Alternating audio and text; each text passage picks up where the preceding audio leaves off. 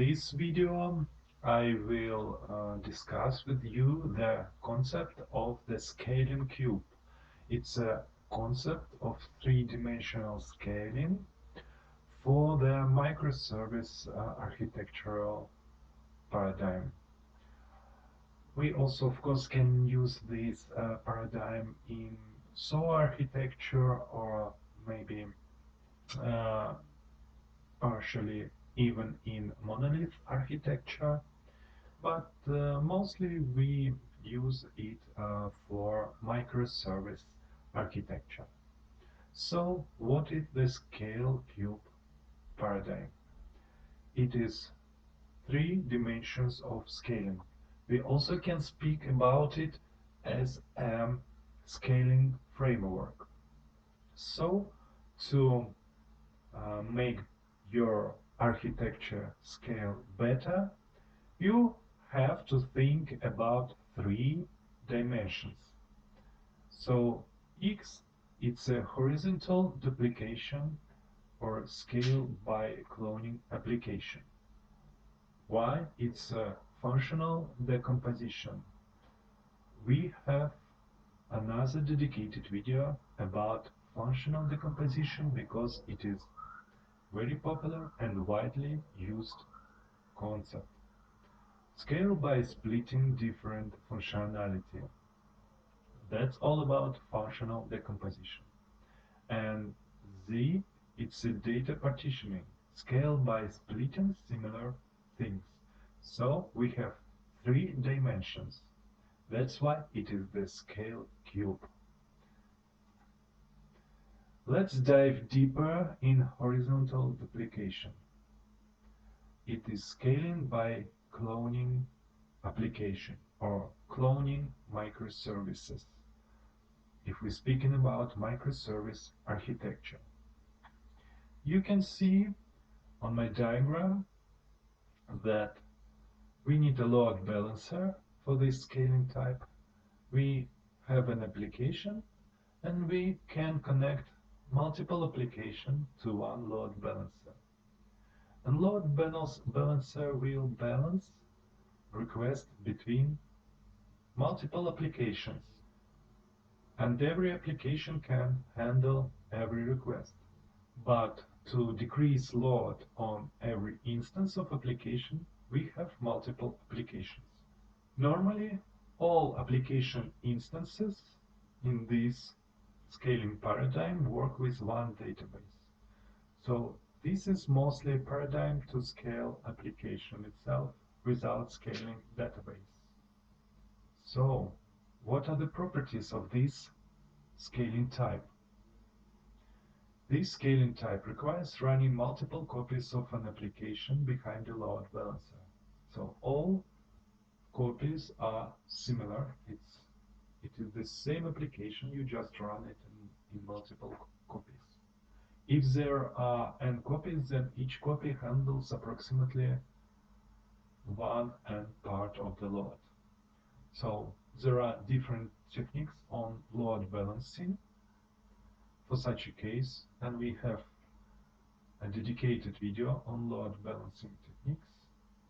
And no matter which load balancing technique you will use, the load between applications will be approximately the same. The load between instances will be approximately the same, or will be dependent on the server power where each instance is deployed. So if one instance deployed on more powerful server, we can send more requests to that instance, and we can send less requests to the server which is less powerful. Okay? So what are the drawbacks of this scaling approach? One of the drawbacks is that each copy should have access to all the data. So we have one database and all instances of the application works with the same database and have access to all the data, and we can have some concurrency issues here. Also, we can scale the application this way, but database requires its own scaling. Yes, yes, and we increase the load of database using such scaling approach. Another drawback is that if application is not stateless and it has some state, it requires some caching between applications, which also adds complexity to the system and requires to use more memory. And other drawbacks, which also related to the complexity of the system, is that we have to design the system this way that each instance should not have private state or even should be stateless. If instance doesn't have a private state, then we have to have cache to save the state of the instance. So we may not have cache if instance designed in stateless way. But in some cases, to design an application in a stateless way is more difficult kind of design, and it is not always possible for 100%. So this adds design complexity to the system. Okay, it was about horizontal cloning, so let's go to the next dimension. It is functional decomposition, scaling by splitting functionality. You can see on my diagram that here we still have load balancer, we still have application, and we still have database. But every instance of application has its own functionality. For example, one of the instances is trash functionality, so all items which are sent to trash will be processed using this instance. Other instances have all functionality related to users and users management. And third instance contains functionality related to basket. So, for example, if we have a product in the system, we have a basket for the purchased products, then one of the microservices, one of the instances, contains only the basket functionality, everything related to the basket. So here, every instance of application really is a different part of application, and we don't have duplication of code, we don't have duplication of functionality in this approach.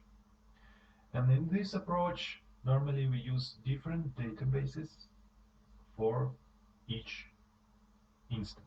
Yes, for each microservice, speaking about microservice architecture.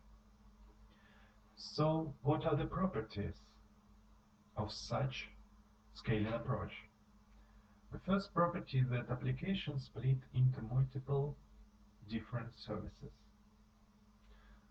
So we don't have a monolith application in this approach. It's impossible. We have to split it into multiple services with different functionality.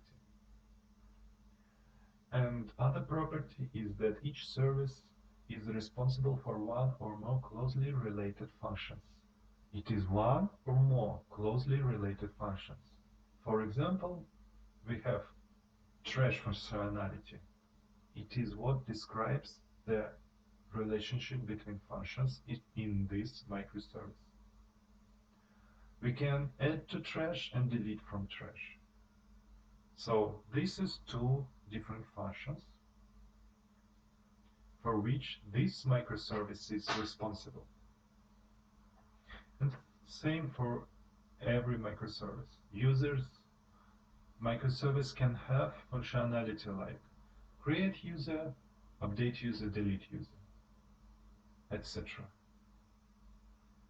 What are drawbacks of this kind of scaling? One of the drawbacks is related to the system design complexity of such type of scaling, because it is possible not to separate functionality in the right way. We can go not deep enough or too deep separating functionality. It is possible to select not the right approach for the functionality separations. There are different approaches, and we have a dedicated video about functional decomposition approach. Other drawback is that the integrity of data might be lost because of every service normally has own database schema, and you cannot create a direct links between data. And you have to handle data constructs. Additionally, you cannot use just database functionality related to check data constraints and data integrity. You have to do some additional coding for this. And other drawback is that it is possible to create some unnecessary amount of work for each microservice, and not to create this amount of work requires to create a template, to think about template design, microservice template design, and it's another topic for another video. But you just have to have it in mind that to minimize the amount of work in such paradigm, you have to design a template for your microservice. Okay, so that's a high-level information about functional decomposition scaling approach. Let's go to the next approach. Next axis of the scale cube. It is data partitioning. Split data between instances. You can look at my diagram and you can see that we still have a same load balancer, which is not exactly the same, it's a little bit different in here. We have applications and we have database. Really, load balancer is a little bit different in every scaling approach we discussed here, but in this case I will tell you a little bit more about what is load balancer in here. So load balancer should contain functionality to route request according to data. Yes? For example, if we have a user service and we have usernames starting from different letters of the English alphabet, then to scale this functionality, we split the data between microservices, and every microservice is responsible for the users which name begins with some letters. The first microservice is responsible for the users which name begins from A to C. The second microservice for the users which name begins from A, D to F, and etc. etc. So normally such design gives possibility for every microservice to have own database.